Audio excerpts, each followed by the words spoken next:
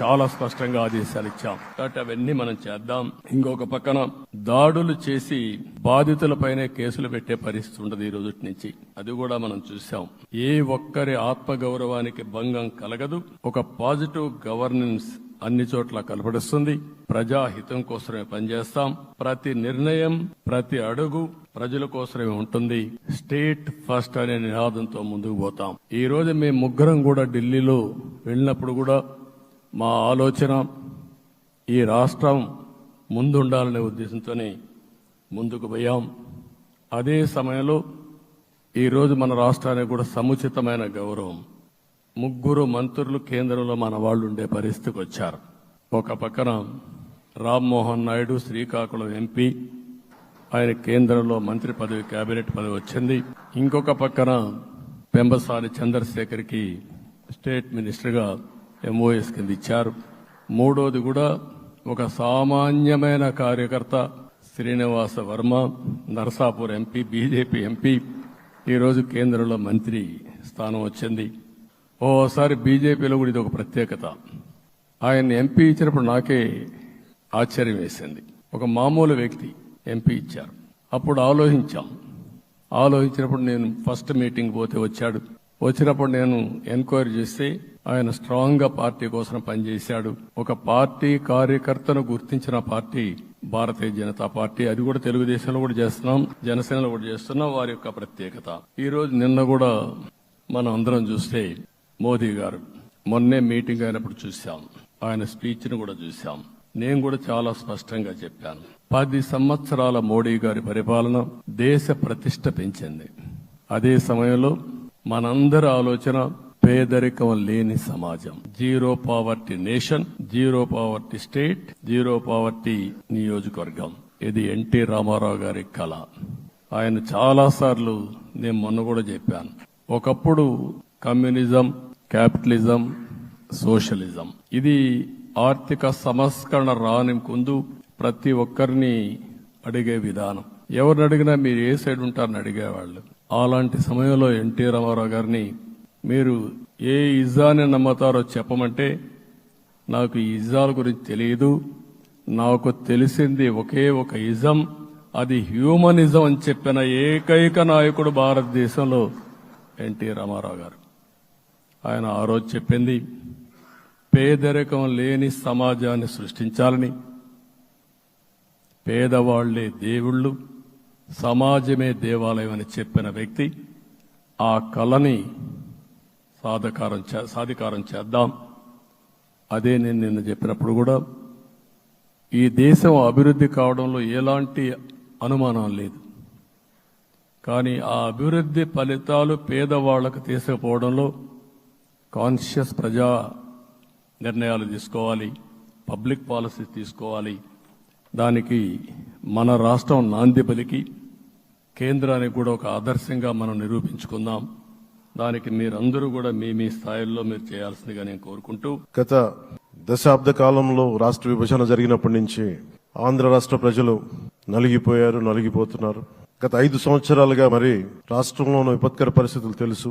మనందరం సమిష్టిగా పోరాటం చేసి కలిసికట్టుగా ఉండి అద్భుతమైన మెజారిటీలతోటి 164 శాసనసభ స్థానాలని ఎన్డీఏ కూటమి దక్కించుకుంది. అద్భుతమైన విజయం. 21 పార్లమెంట్ సభ్యుల్ని మన సెంట్రల్ హాల్లో కూడా మాట్లాడుతూ ఉంటే అందరికీ ఆంధ్రప్రదేశ్ విజయం, తెలుగుదేశం, జనసేన, భారతీయ జనతా పార్టీతో కూడిన ఎన్డీఏ కూటమి విజయం దేశం మొత్తం చాలా ఒక స్ఫూర్తినిచ్చింది. ప్రతి ఒక్కరి విజయాన్ని వారి రాష్ట్రాల్లో ఎలా దీన్ని ముందుకు తీసుకెళ్లాలి, ఒక్క ఓటు చీలకుండా అలయన్స్ అంటే ఎలా ఉండాలి అనేది మన ఆంధ్ర ప్రాంత ప్రజలు, మన ఆంధ్ర రాష్ట్ర ప్రజలు మనందరం కలిసి కట్టుగా చూపించాం.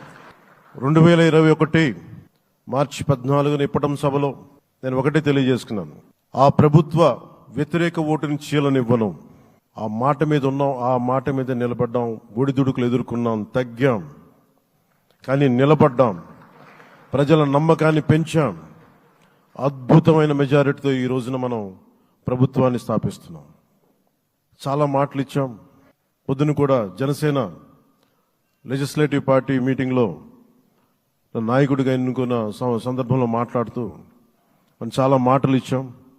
ఇది కక్ష సాధింపులకి సమయం కాదు, ఇది వ్యక్తిగత దూషణలకు సమయం కాదు. ఇది 5 కోట్ల మంది పైగా ప్రజలు మన మీద నమ్మకాన్ని పెట్టుకున్నారు. మన మీద మనందరం ఉమ్మడిగా, మనందరం సమిష్టిగా ఆంధ్రప్రదేశ్ ప్రజలు ఏ అభివృద్ధి అయితే కోరుకుంటున్నారో మనందరం సమిష్టిగా దీన్ని ముందుకు తీసుకెళ్లాలి, అభివృద్ధి పథంలో నడిపించాలి.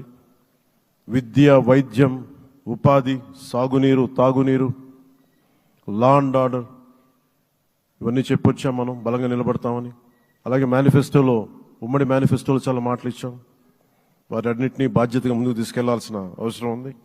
ఇలాంటి ఛాలెంజింగ్ టైమ్స్లో ఒక సుదీర్ఘమైన అనుభవం ఉన్న నాయకులు కావాలి. 4 దశాబ్దాల అనుభవం, అభివృద్ధి మీద అపారమైన అవగాహన, పెట్టుబడులు తెచ్చే సమర్థత, ప్రతిభ. విదేశాల్లో ఉండే నాయకుల్ని, మలేషియా దగ్గర నుంచి, సింగపూర్ దగ్గర నుంచి, యూరోప్ దగ్గర, అమెరికా నుంచి, ఆ దేశాల అధ్యక్షుల్ని తెలుగు రాష్ట్రాల వైపు దృష్టి మళ్లించేంత శక్తి సమర్థత ఉన్న శ్రీ నారా చంద్రబాబు నాయుడు గారికి ఆయన నాయకత్వం చాలా అవసరం, ఆయన అనుభవం చాలా అవసరం. అలాంటి అపారమైన అనుభవం ఉన్న వ్యక్తిని, అనుభవం ఒకటే కాదు, ధైర్యశాలి. ఈ రోజుకి నాకు ఒకటే గుర్తుంటుంది. తాడేపల్లిగూడెం సభలో చెప్పాను, చాలా క్లేమోర్ మైన్స్ పేలిపోతే, జీప్ ఎగిరిపోయి కింద పడితే చొక్కా దులుపుకొని ఆయన మళ్లీ వచ్చి రాజకీయం చేసిన వ్యక్తి. ఈ రోజున సైబరాబాద్ ఉంది అంటే అది శ్రీ చంద్రబాబు నాయుడు గారి దార్శనికత. అలాంటి వ్యక్తి, ఆయన అనుభవం ఈ రోజున 2024 ఆంధ్రప్రదేశ్కి ఎన్డీఏ కూటమి తరపు నుంచి ముఖ్యమంత్రి అభ్యర్థిగా శ్రీ నారా చంద్రబాబు నాయుడు గారి పేరుని జనసేన పార్టీ పక్షాన నుంచి మేము బలపరుస్తున్నాం.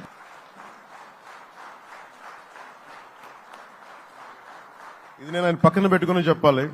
ఆయన నలిగిపోయారు. జైల్లో చూశాను ఆయన. పాపం భువనేశ్వర్ గారి బాధను చూశాను. నేను అనుకున్నాను, అమ్మా మీరు కన్నీళ్లు పెట్టకండి, మంచి రోజులు వస్తాయని చెప్పిన మంచి రోజులు వచ్చినాయి. వారికి మనస్ఫూర్తిగా వారికి నా హృదయపూర్వక శుభాకాంక్షలు. మీరు అద్భుతమైన పాలన ఇవ్వాలి అందరికీ మనస్ఫూర్తిగా మీకు నేను తెలియజేసుకున్నాను సార్. ఇంతటి ఘనమైన విజయం మనం సాధించగలమని చెప్పి మనం ఊహించలేదు. ఖచ్చితంగా అధికారంలోకి వస్తాము అనేటువంటి భావన ప్రతి ఒక్కరిలో ఉన్నప్పటికీ, ప్రతి నాయకుడికి వచ్చినటువంటి మెజారిటీని ఒక్కసారి మనం చూసినట్లయితే, ప్రజలు ఒక కసితోటి ఎట్లాగైనా సరే ఈ యొక్క ప్రజా వ్యతిరేక పాలనకి అంతం పొందించాలి, జగన్మోహన్ రెడ్డి అనేటువంటి ఒక రాక్షసుడు ఎవరైతే పరిపాలిస్తున్నారో ఇంటికి పంపించాలి అనేటువంటి భావన ఏదైతే వారి మనసులో కరుడుగట్టి ఉన్నదో అది వారు బయటికి చెప్పకనే వారు ఓటు మాధ్యమంగా తెలిపినటువంటి నేపథ్యంలో వారందరికీ కూడా, తెలుగు ప్రజలందరికీ కూడా నా ధన్యవాదాలు నేను తెలియజేస్తున్నాను. ఒక పక్క అనూహ్యమైనటువంటి విజయం అని చెప్పి మనం అందరం చాలా సంతోషపడినప్పటికీ, రెండవ పక్కన మనం ఈ విజయం నుండి నేర్చుకోవాల్సినటువంటి పాఠాలు కూడా ఉన్నాయి అని చెప్పి గ్రహించవలసినటువంటి అవసరం ఉన్నది అని చెప్పి గట్టిగా విశ్వసిస్తున్నాను నేను. ఎందుకంటే ఎప్పుడైతే రాష్ట్ర అభివృద్ధిని మనం పట్టించుకోకుండా ప్రజల్ని నిజమైనటువంటి సంక్షేమానికి ఎప్పుడైతే మనం దూరం చేస్తామో, మాకు తెలుసు ఏ విధంగా నిర్ణయం చేయాలి అని చెప్పి ప్రజలు ఈ ఎన్నికల్లో ఓట్ల మాధ్యమంగా వారు మనకి ఒక హెచ్చరిక ఇచ్చారు అని చెప్పి నేనైతే భావిస్తున్నటువంటి నేపథ్యం. కనుక ఈ యొక్క అనూహ్యమైనటువంటి విజయాన్ని, ఈ పరిణామాన్ని, మనం గెలిచాము, అధికారంలోకి వచ్చాము అనేటువంటి భావన కన్నా ప్రజాహిత పాలనని, సుపరిపాలనని ఏ విధంగా ప్రజలకు అందించాలి అనేటువంటి విషయం మీద ఖచ్చితంగా మనం అందరం కూడా దృష్టి కేంద్రీకరించవలసినటువంటి ఆవశ్యకత చాలా ఉంది. ఆ సందర్భంలో ఈ 3 పార్టీల యొక్క కలయిక, ఒక్కసారి 3 పార్టీల యొక్క ఆలోచన విధానాన్ని కనుక మనం తరిచి చూసినట్లయితే, భారతీయ జనతా పార్టీ ఆది నుండి కూడా, ఎప్పుడైతే భారతీయ జనతా పార్టీ ఏర్పడిందో ఆనాటి నుండి కూడా సబ్కే సాత్ సబ్కా వికాస్ అనేటువంటి ఒక సంకల్పంతో ముందుకు వెళ్తున్నటువంటి వైనం మనందరికీ తెలుసు. అదేవిధంగా నందమూరి తారక రామారావు గారు తెలుగుదేశం పార్టీని స్థాపిస్తున్నటువంటి సందర్భంలో సమాజమే దేవాలయం, పేదవాడే దేవుడు అనేటువంటి ఒక విశ్వాసంతో ప్రజల మధ్యకు వచ్చినటువంటి నేపథ్యం.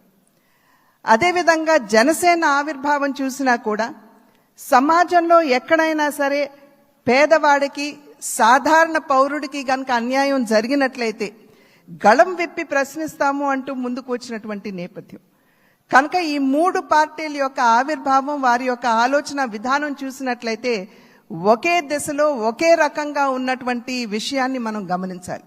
అంటే సమాజంలో ఉన్నటువంటి సాధారణ పౌరుడికి న్యాయం చేయాలి, పేదవాడికి నిజమైనటువంటి సంక్షేమాన్ని అందించాలి అనేటువంటి లక్ష్యం ఈ 3 పార్టీలకు ఉన్నటువంటి సందర్భంలో ఈ 3 పార్టీల యొక్క కలయిక నిజంగా ఒకంత ఆలస్యమైనా కూడా ఇది రాష్ట్రానికి చాలా అవసరమైనటువంటి కలయిక అని చెప్పి నేను భావిస్తున్నాను.